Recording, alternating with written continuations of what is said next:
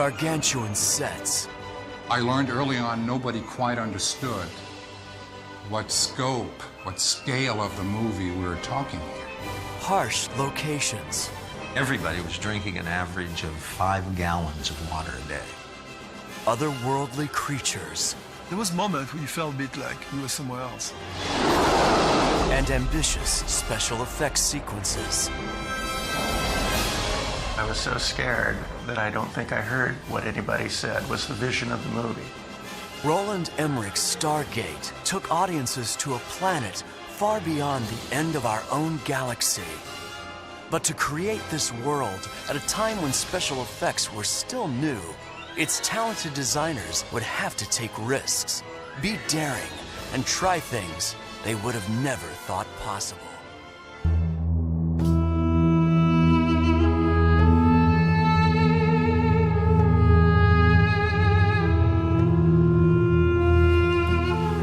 Welcome to CP101, and we are back with the Anubis from Stargate. Anyway, I got a lot of work done to him. He's finally painted and put together, with the exception of the headpiece. He's been painted twice. I airbrushed his skin tone on, and after looking at it for a couple days, I wasn't happy with the skin tone. I thought it was too light for somebody that was on a planet that was a desert. So I wanted to dark the skin tone up a lot more than what I had it. I had him too pale, in my opinion. So anyway, I took the original mixture and added some more to it to get it a darker brown. And then I didn't feel like masking everything off again, so I hand brushed it, the skin tone, and then I went back and had to redo all the clothing and the sandals and pretty much basically paint the guy twice. But he's done. So what we need to do now is seal it with some dull coat. But I think it came out pretty good. We've got everything done and painted, and the armbands and gauntlet and the shoulder piece here is done the same way I did the headpiece, and you saw me do that. It's just black with black base with a bronze dry brushing, and then some green. This is the Folk Art Aqua. The man dress is a color I mixed up. I thought the color I chose had too much red in it after watching the movie again. So I made that my own mix. It's just red and blue, which, mixed purple, and just added a bit of white, and there we go. The belt and the sandals are base of raw sienna with the dry brushing bronze again. So that was, pretty easy to do. His one hand here is Army Painter plate mail, the palm, and then the tips are bronze. And now I have to go back and do the jewel that's on the back of his hand. There's a nice blue jewel on the back, like on the back of the headpiece, that I need to do. So we'll put that on after I dull coat it. We'll do that. And then the headpiece, I'm finally finished with it. I wanted to not dull it up, but weather it up just a little bit more. Get my hand behind it so it doesn't blur. And let me back it up a little bit, the camera. Because I noticed on the prop, the movie prop, it had a lot of green on it, and mine didn't have it has some green, but not as much as they had on theirs, for the weathering. And I didn't want to go too much on mine because we're at a much smaller scale. We're not doing a 1-to-1, so I didn't want to get too crazy with the green. So we've got, I think, just enough, and I think this is done. It's ready to be put on. It's been sealed and everything else, so it's all set to go. So all I got to do now is just, as I said, glue it onto the body. We have to attach our wires, so we got to do that obviously before we glue it to the body. But I think he's going to look, it's all said and done, I think he's going to look pretty cool. We're back and we are ready to connect the wiring from the head to the body. And this is pretty easy peasy. All we're doing is connecting the positive to positive and the negative to negative. So nothing major here. The wiring coming from the head, as you can see, is all natural color wiring, and all it really is just shellacked, lacquered wiring. Now, if you want to know how I know which is positive and which is negative, it's because a while back, when I had the battery hooked up, I used a marker, a Sharpie, to mark the one wiring red for positive, and obviously this is negative, so that's how I know which is which. But what we're going to do is we'll snip off some of this wiring, and then we'll use a lighter to remove the lacquer from the wiring. We have to be careful because whenever, obviously, you use flame around plastic, you got to be careful. But we'll use a lighter to remove the lacquer from the wiring. Same with this. We'll cut this a little shorter, and then basically just join the two together. I'll probably run a little bit of shrink tubing. I have some here. Some small diameter shrink tubing here that we'll use, since this is pretty small wiring. But we'll probably run 2 of them.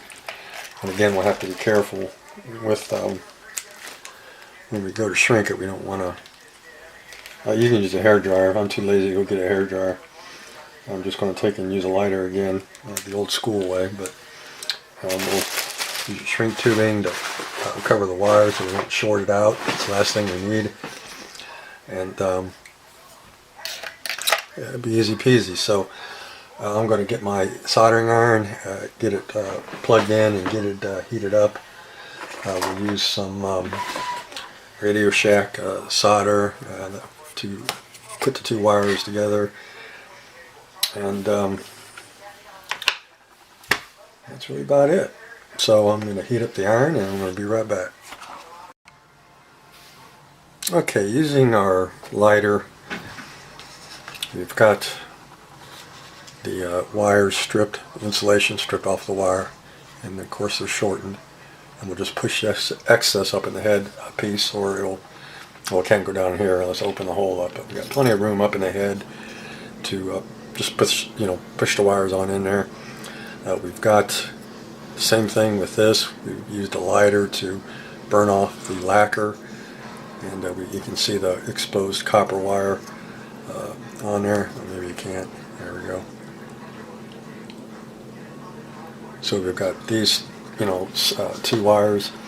I'm just going to, for now, I'm going to slide these on just to get them on there. And then what we're going to do is put the positive to positive, and then the negative to the negative. Okay, you can see how I got the 2 wires hooked together. Positive to positive and the negative to negative. Easy peasy, anybody can do this. So our next step is I have to clean my soldering tip off here real quick. And then we can solder those together. Slide the shrink tubing over it, cover it up, and then push it up into the head. And then we can glue the head onto the body. And we'll test it before we do anything. After we solder it, we'll test the leads down at the bottom and make sure the eyes light up before we glue it. So we're going to take and stuck on something. There we go. Had the cord stuck on the desk. We're just going to solder. There's one.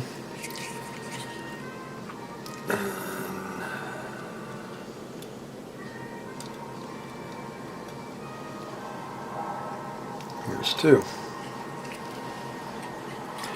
Okay, so those are soldered together.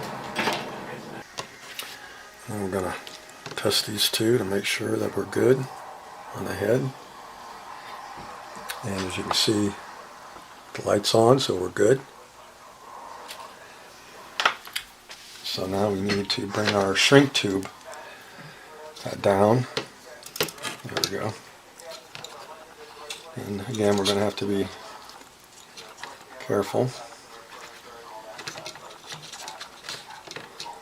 It's sort of a pain to do this when it's all hooked up together, but there we go. I'm going to do it this way. Can't do it on the table. Okay. There we go. We got those. There. Okay. So we got that done. This is really hard to do on camera. Now our next step is to just kind of push this wiring on up in there. And if we bend it or whatever, it's no big deal. Doesn't matter. You just need to get it up in there, and just like that. There we go. So what we're going to do is take our glue and then glue the head on, and we'll be right back. Okay, we've got the head glued on. He's looking pretty cool. There it is. Now we just have to let that dry, and then I'll go back and finish weathering up the shoulder piece and his gauntlets and his arm. We still have to do the jewel, but I just wanted to get the head on the body and show how I do it. And I'm not saying what I do is always the right way. I do things that work well for me, and they may not be textbook done or expertly done, but I've been doing this for a long time, and it's always worked for me anyway. So, and I said this before, I have the adage, I was brought up, don't fix what ain't broke. So this has always worked for me, the way I do it, and I'm never going to change. And so, but anyway, we need to let this dry.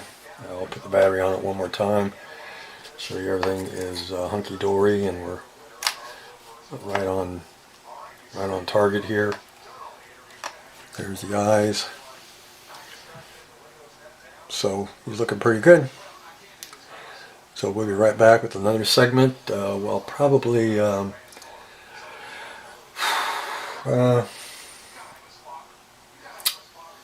we might get the electronics, the battery installed, the battery holder, and get the switch in there, and then we might do that in the next segment.